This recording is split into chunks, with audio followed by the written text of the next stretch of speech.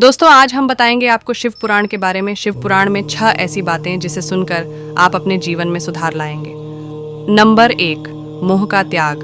Number 2, Shiv को पाने के लिए माता सती का तप करना। नंबर 3, क्रोध का त्याग करना। नंबर 4, धन का उपयोग करना। नंबर 5, प्रदोष काल। नंबर 6, सम्मान। इन सभी के बारे में विस्तार से बताएंगे। शिव पुराण में उन्नति और मुक्ति का मार्ग बताया गया है। इसमें भोलेनाथ के अवतार और महिमा का वर्णन मिलता है। आइए जानते हैं शिव पुराण की वह अनमोल बातें जो मनुष्य के सुख समृद्धि का राज्य हैं। मोह का त्याग।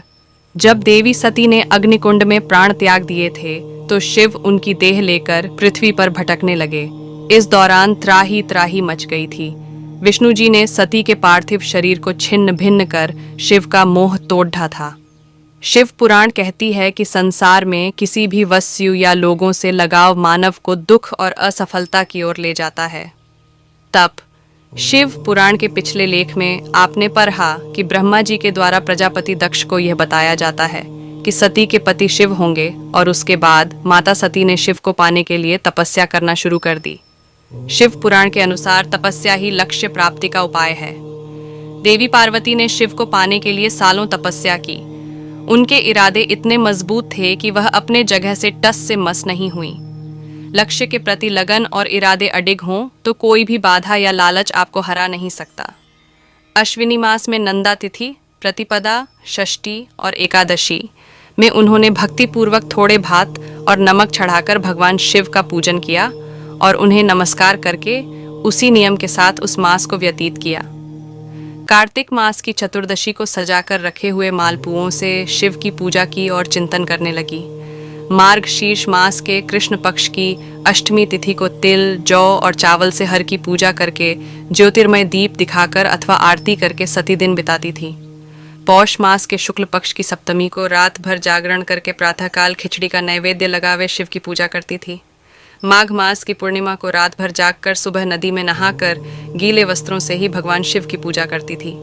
फाल्गुन मास के कृष्ण पक्ष की चतुर्दशी तिथि को रात में जागरण करके उस रात्रि के चारों पहरों में शिव जी की विशेष पूजा करती और नटों द्वारा नाटक भी कराती थी।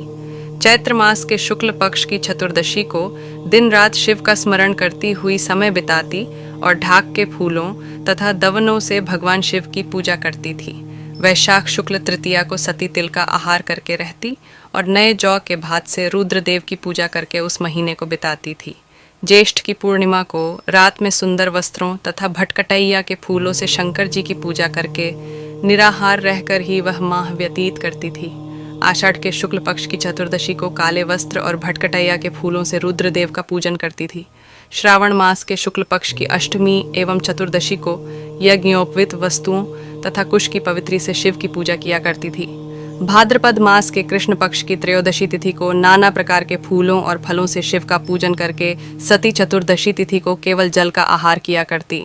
भांति भांति के फूलों और उससे उत्पन्न होने वाले अन्नों द्वारा शिव की पूजा करती और महीने भर अत्यंत नियमित आहार करके केवल जप में लगी रहती थी। सभी महीनों में सारे दिन सती शिव की आराधना में ही रहती थी।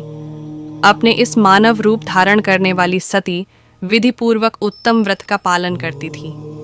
इस प्रकार नंदा व्रत को पूर्ण रूप से समाप्त करके भगवान शिव में अनन्य भाव रखने वाली सती एकाग्र चित्त से बड़े प्रेम से भगवान शिव का ध्यान करने लगी तथा उस ज्ञान में निश्चल भाव से स्थित हो गई। भगवान शिव के ध्यान में निमग्न हो उस समय सिद्धावस्था को पहुंच गई थी। क्रोध का त्याग। शिव पुराण के अनुसार भोलेनाथ को खुश करना है तो अहंकार और क्रोध का त्याग करना होगा। ये दोनों सफलता की राह में बद्ध ही बाधा है।